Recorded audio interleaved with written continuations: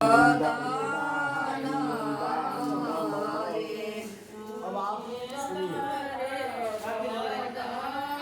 यह सब हमारे जीवन के संस्कार हैं।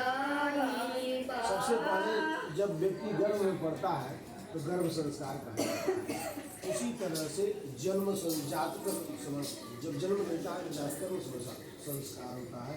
फिर अन्नप्राशन इत्यादि सहित यज्ञोपवीत संस्कार विहार जीवन में 16 संस्कार की आवश्यकता होती है।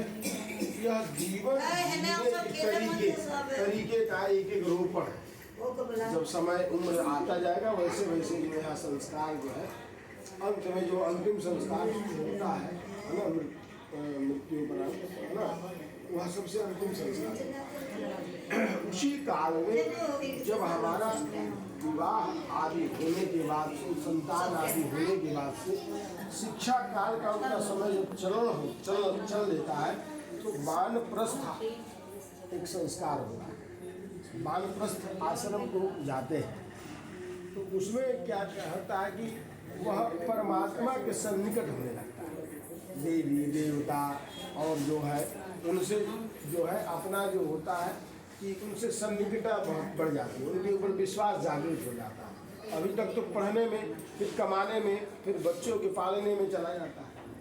तो जब यह सब चीज़ें प्रक्रिया हो जाती है तो ऑटोमेटिक वो ट्रांसफ़र कहा जाता है कि देवताओं के प्रति श्रद्धा बढ़ जाती है। अब लगता है कि हमने आज तक जो किया वह हमें पता नहीं था, लेकिन किसी न किसी के द्वारा कराया गया या किसी की कृपा से, ठीक है ना, तो उसको हम धन्यवाद देते हैं। या मतलब ऐसा लगता है कि अब हमें जो है यह समय आ गया है कि उनसे भी हमको मतलब अब सन्निकटता होनी चाहिए, ठीक है ना।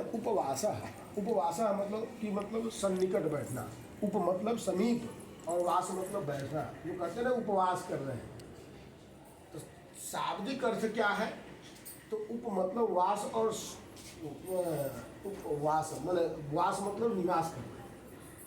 तो परमात्मा के सन्निकट जब निवास करने की प्रवृत्ति अपने अंदर जागृत हो जाए तो यह कोई ना कोई जीवन में संस्कार के साथ में गुरु की आवश्यकता होती है। गुरु का मतलब इंजन।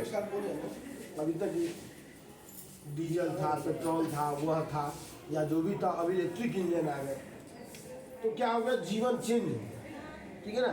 तो ऐसे यह वानप्रस्थ आश्रम में प्रवेश करने के लिए यह गुरु की आवश्यकता होती है, क्योंकि सद्धर्म परायण के लिए उसका जो दिया हुआ मंत्र है उसको हम संजीवनी या मतलब जो भी कुछ कह लीजिए कि एक साधन मान करके जब उसको प्रक्रिया जब करने लगेंगे, है ना, तो हमारे जीवन में यह अध्यात्म जुड़ेगा।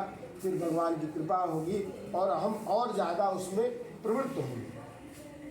पता चला शादी विवाह हुआ तो तब तक हम इतने धार्मिक यात्राएं जाकर उसके प्रति निश्चित हो गए कि बाद में मन हो जाएगा कि हम अब संन्यास लेंगे।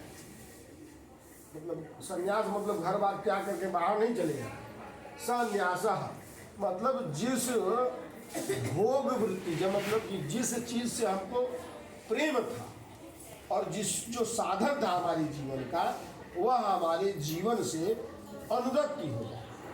पहले घड़ी पहनने का शौक था, अब तो ऐसे ही समय का पता चल जाता है कि अब शाम हो गई तो हमारा पूजा का काल हो गया।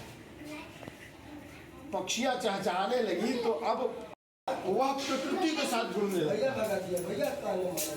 पहले जो हमारे बनाए द्वारा चीजें थी उसके साथ। भाई शिक्षा क्या है? शिक्षा क्या है? बनाई हुई चीज है। लेकिन ज्ञान क्या है? वह प्राप्त होता है। ज्ञान कोई पढ़ाता नहीं है, ज्ञान देता है। और दीक्षा जो होता है वही एक साधन है हमको वह प्राप्त करने का, ठीक है ना। बोध हो जाना। कभी आप जीवन में याद करते हो, समझ में आता है कि हम अपने जीवन काल में कुछ ऐसी भी चीज़ किए हैं कि जो किसी ने बताया नहीं, हमको ऑटोमेटिक आत्मज्ञान